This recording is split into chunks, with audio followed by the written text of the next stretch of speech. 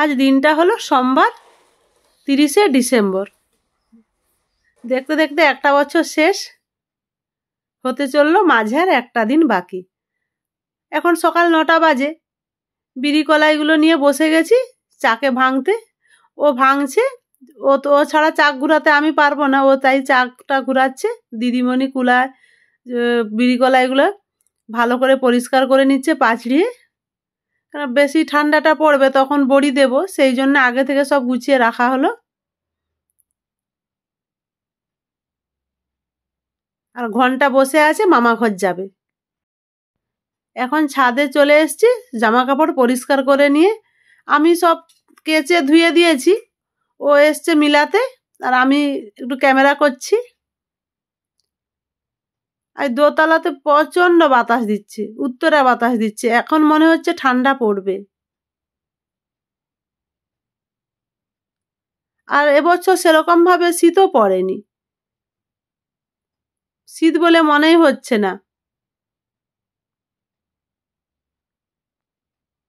ওয়েদারটাও মেঘ মেঘ আছে, খুব যে রোদ সেরকমও নয়। আর এখানে পরিবেশটা দেখুন কি সুন্দর লাগছে, সিনিয়ারিটা। সেদিন যে বড়িগুলো দিয়েছিলাম, আজ 3 দিন হলো।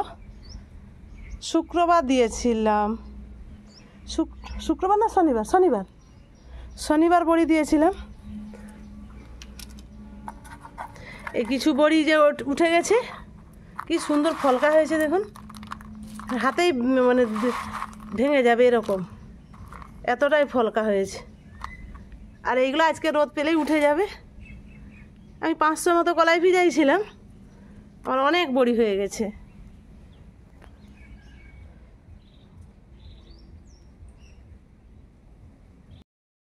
ও সকালের কাজ গুছিয়ে বাজার গিয়েছিল। বাজার থেকে দেখুন এই ছোট ছোট ট্যাংরা মাছ নিয়ে এসছে আর মৌরলা মাছ নিয়ে এসছে।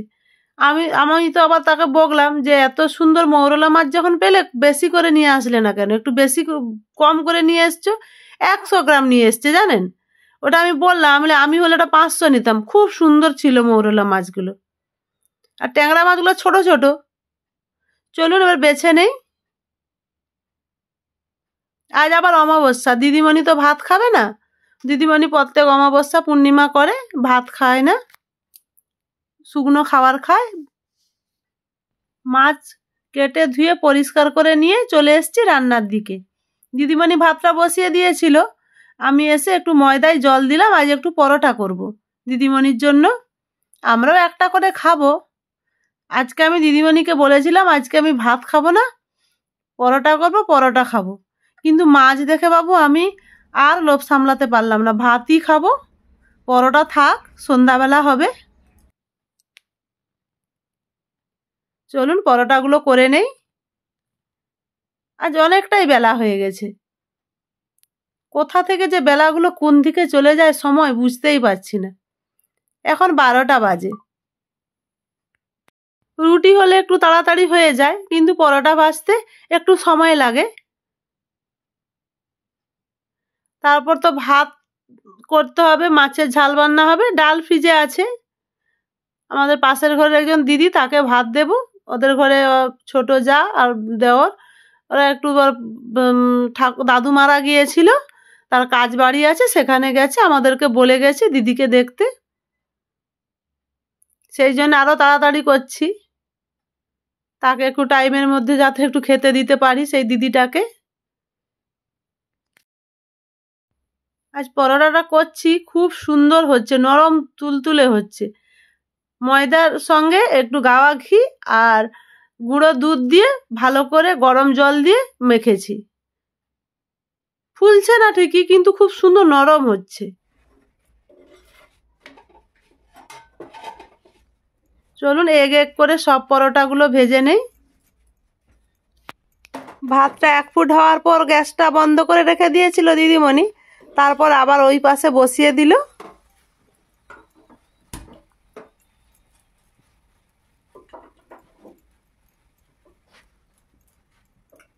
আর ওদিকে দিদিমণি ভাতটা বসিয়ে দিয়েছে।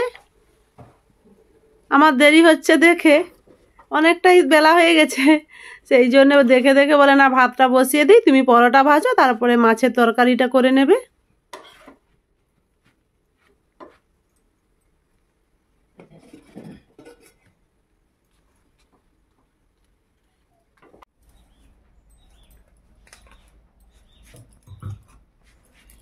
একটা তো বেজে গেছে, বলো 5 মিনিট বাকি। ওই একটা বাজতে 5 মিনিট বাকি, আর একটা বাজা একই, কিন্তু ওই 5 মিনিটের মধ্যে কত কি হয়ে যাবে, একটা ইতিহাস বদলে যাবে। একটা 5 মিনিট অনেকটাই সময়।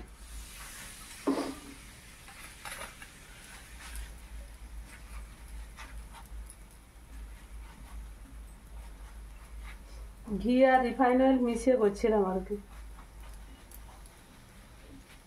ঘিটা বেশি আছে, রিফাইন অয়েলটা একটু কম আছে। প্রচুর নরম হয়েছে পরোটাগুলো। সব পরোটা ভাজা হয়ে গেছে, এবার কড়া বসিয়ে দিয়েছি, মাছ রান্না করব। আর দিদিমণি ওপাশে ভাতটা করে নিয়েছে। আমি যখন বলেছি তুমি এত কম মাছ কি করে নিয়ে আসলে, তখন আমাকে বলছে এটা তোমার জন্য নিয়ে আসছি, তুমি একা খাবে। একা খাওয়া যায়? দিদিমণি তো আজ খাবেই না অমাবস্যা। কল্পুদি তো বড় মাছ কিছু খায় না, যে দিদিটাকে আমি ভাত দেব সে বড় মাছ কিছুই খায় না, সব দিন চুনা মাছ খায়। আজকে ভালো চুনা মাছটা পেয়েছে, তাকে একটু ঝাল রান্না করে দেব। তাকে বেশি কিছু দেওয়াও যাবে না, ভয়ে ভয়ে দিতে হবে, শরীরটা তো খুব একটা ভালো নয়, তাই সব কিছু কম কম দেয়া হয়।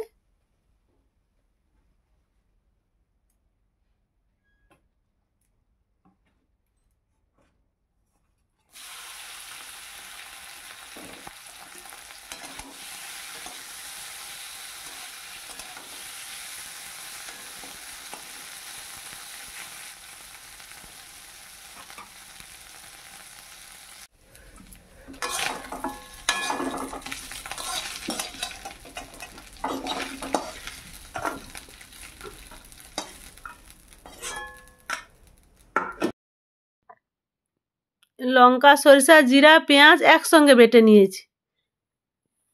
একসঙ্গে বেটে এই ঝালবান্না রান্না করছি। এই ঝালবান্নাটা খেতে খুব সুন্দর লাগে।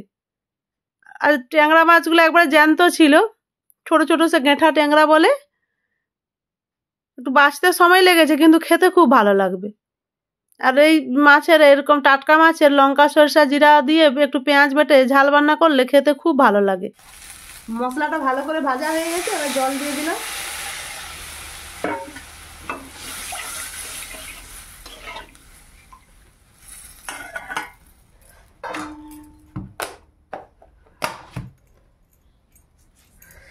লবণ দিয়ে দিলাম।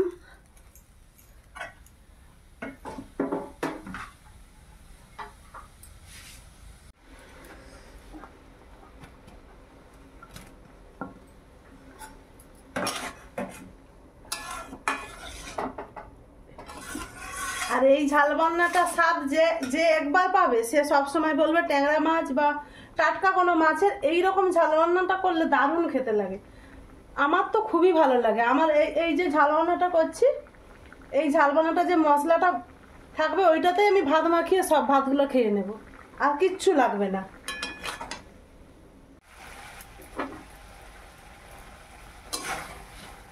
ভাইকেও বললাম, তো ভাইও বললো হ্যাঁ ঝাল রান্নাটা দিয়েই ভাত খেয়ে নি। সে তো ঢের ভাত খাবে, পরোটা আছে নাড়া। আর এরকম টাটকা মাছে ঝাল রান্না থাকলে আর কি কিছু লাগবে।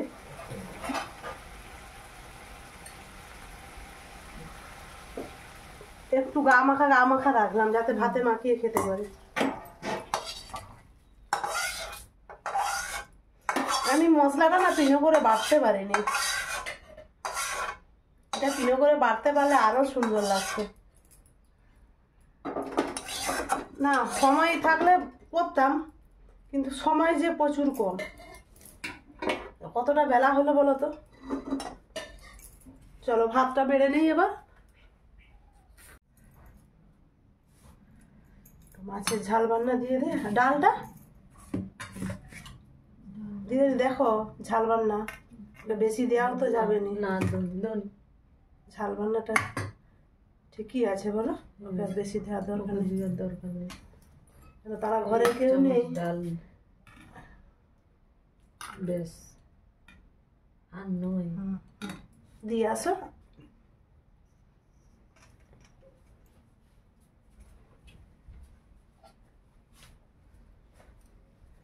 আমাদের দুজনেরও ভাত বেড়ে নিয়েছে, এবার আমরা খাবো।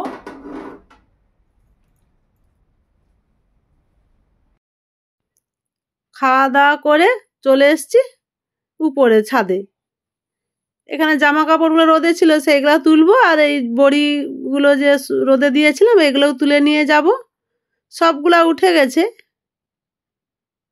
অনেকগুলাই বড়ি হয়েছে, আর বড়িগুলো খুব সুন্দর হয়েছে ফলকা, কিন্তু একটু আমার এই বেটেছিলাম একটু বাটাটা পাতলা হয়ে গিয়েছিল, সেই জন্য বড়িগুলো একটু গায়ে গায়ে লেগে গেছে। ওটা ভেঙে নিলে ঠিক হয়ে যাবে। আজকে 3টে রোদ লাগলো, কালকে আর একটা রোদ দেবো, 4টা রোদে ভালোভাবে শুকিয়ে যাবে, তারপরে কৌটায় ভরে রেখে দেব।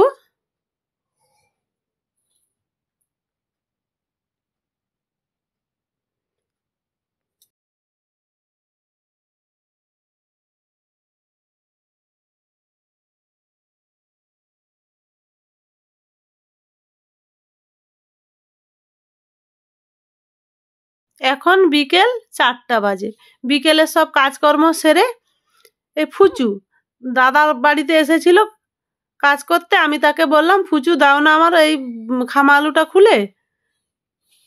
তাই ফুচু লাগছে, দাদা বসে আছেন। কাল থেকে চেষ্টা করে করে আজকে ফুচুকে দিয়ে শেষমেশ এই খামা আলুটা খোলা চলছে। দেখা যাক কত বড় বেরায়। খুব একটা বেশি বড় বেরাবে না, 5-7 কেজি বেরাবে। আমাদের গত বছর একটা খামা আলু বেরিয়েছিল 40 কেজি খুলেছিল, ওজন করে মানে অনেকটাই বড় দেখে ওজন করেছিল, ওজন করে হয়েছিল 40 কেজি। এটা অত বড় হবে না, এটা হয়তো 5-7 কেজি হবে, এর বেশি হবে না। কালকে তো আমরা দুজন লেগেছিলাম, আমরা পারলাম না, শেষে বেশ ফুচু এসে খুললো। কাল থেকে চেষ্টা করে আজকে খোলা হলো। যে খুলেছে তাকে তো একটু দিতেই হবে। বন্ধুরা, আমার এই ভিডিওটি যদি ভালো লেগে থাকে আপনারা লাইক, কমেন্ট, শেয়ার করবেন, সাবস্ক্রাইব করবেন, আমার পাশে থাকবেন। আজকের মতো আসছি, সবাই ভালো থাকুন, সুস্থ থাকুন।